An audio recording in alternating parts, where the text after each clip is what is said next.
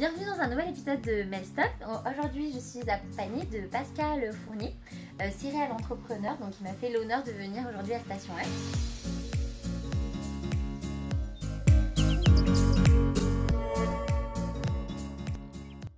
Merci Pascal. Merci Mel. Donc écoute, pour commencer, j'aimerais bien parler de ton parcours, d'où tu viens et nous raconter un peu qu'est-ce qui t'a amené à venir ici à Station F. Alors, je me qualifie un peu comme une femme hybride. Ok. Parce que j'ai un parcours avec pas mal un peu comme une spirale, où il y a beaucoup de choses qui se passent, mais je ne retiendrai que les plus intéressants, parce que sinon on passerait toute la nuit, toute la journée.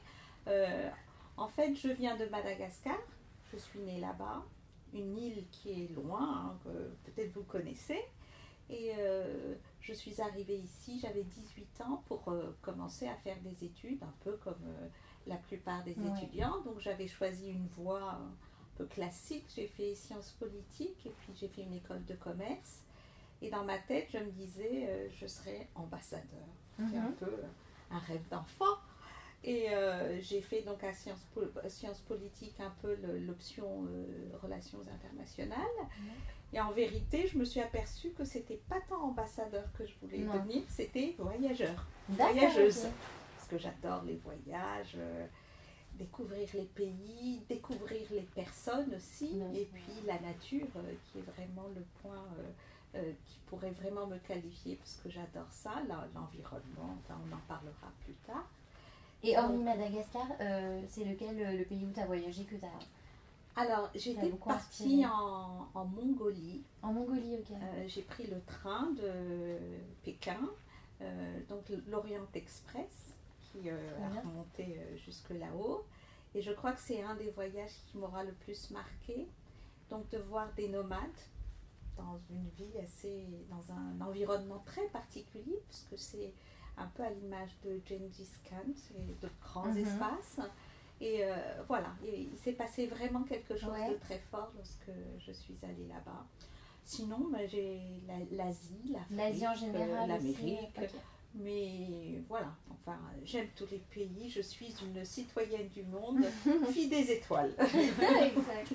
Donc, raconte-nous un peu ce que tu fais justement à Madagascar, ton projet. Qu'est-ce que tu veux lancer justement là-bas?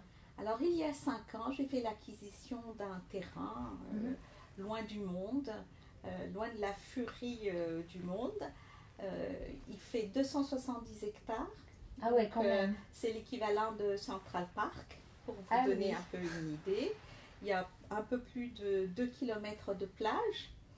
Donc cet endroit, il a la particularité d'être ce qu'on appelle un hotspot de biodiversité. D'accord. Donc, se retrouve sur un petit endroit, enfin cet endroit, un canyon, une palmeraie, la steppe, savane et une plage. D'accord, digne d'un décor de cinéma, quoi. Absolument.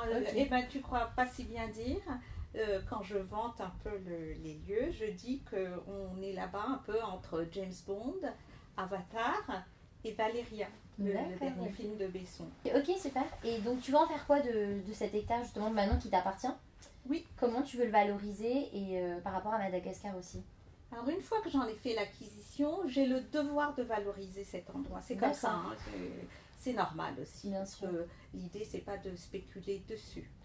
Alors là, la cause qui me porte, c'est la protection de l'environnement.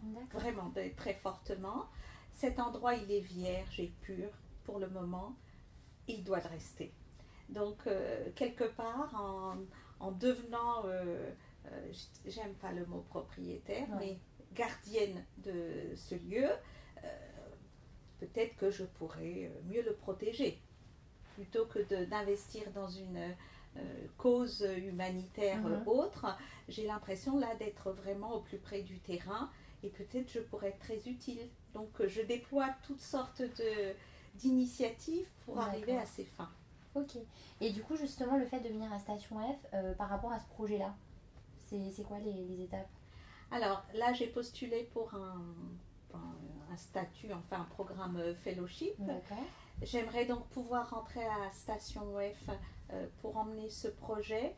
Alors jusqu'ici, l'idée la plus importante, c'est de trouver du financement pour évidemment Bien sûr, ouais. pouvoir protéger correctement.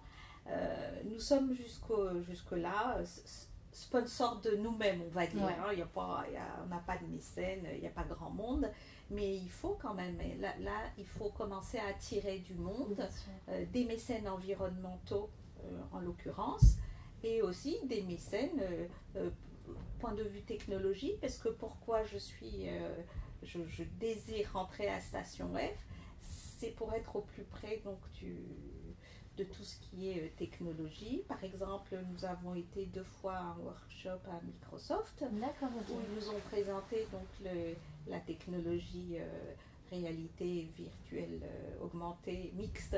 Donc c'était le casque HoloLens. Ouais. D'ailleurs, ce casque-là dont tu m'en parlais, c'est intéressant pour voilà. Justement que les gens se visualisent un peu le...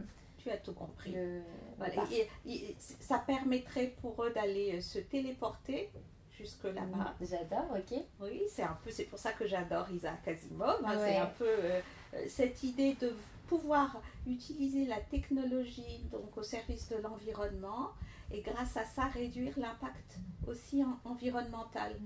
Pour qu'il y ait le moins de personnes qui viennent, je vais être très dur, souiller le terrain.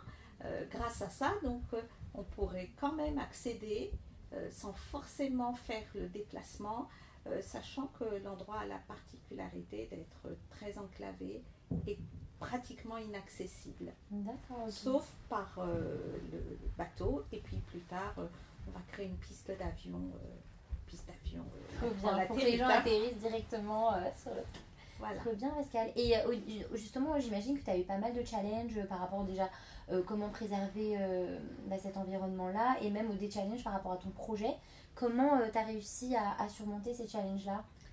Alors, j'étais venue à Station F il y a quelques jours pour la projection d'un film de Nora sur She Started It. Ouais.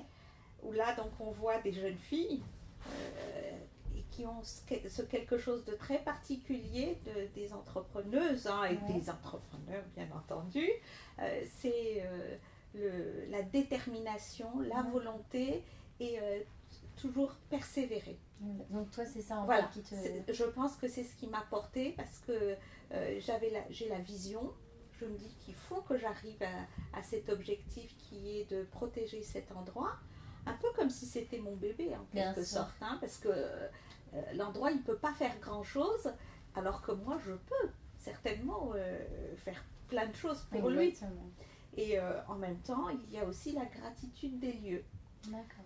Parce que chaque fois que nous nous déplaçons là-bas, parce que je ne m'y déplace pas toute seule tout le temps, hein, voilà, je ressens très fortement cette présence-là on va dire des élémentaux ou des esprits de la nature. D'accord. Parce que je suis aussi un peu perchée.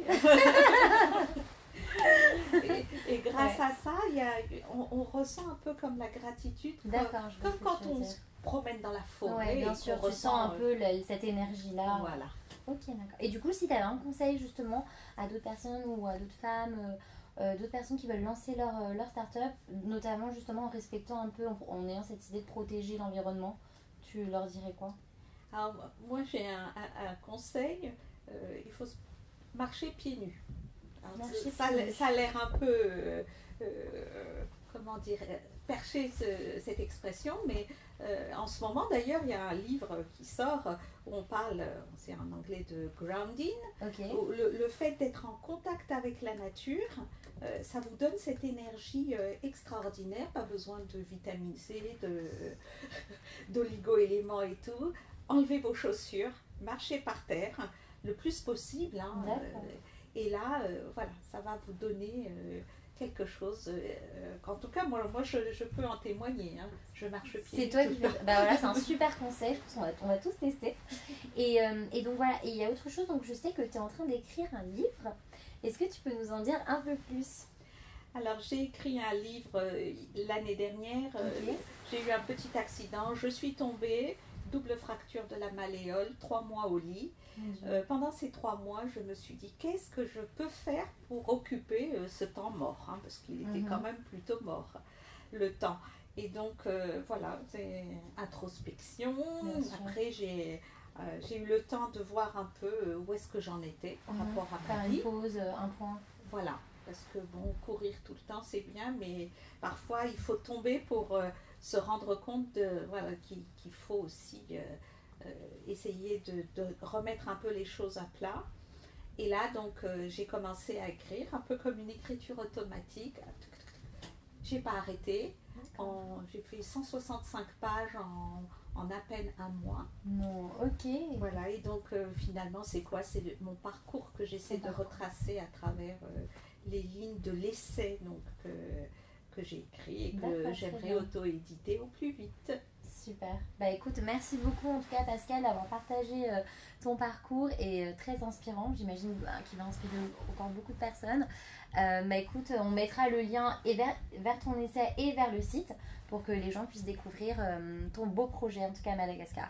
Merci de nous avoir suivis et rendez-vous au prochain épisode de Melstock.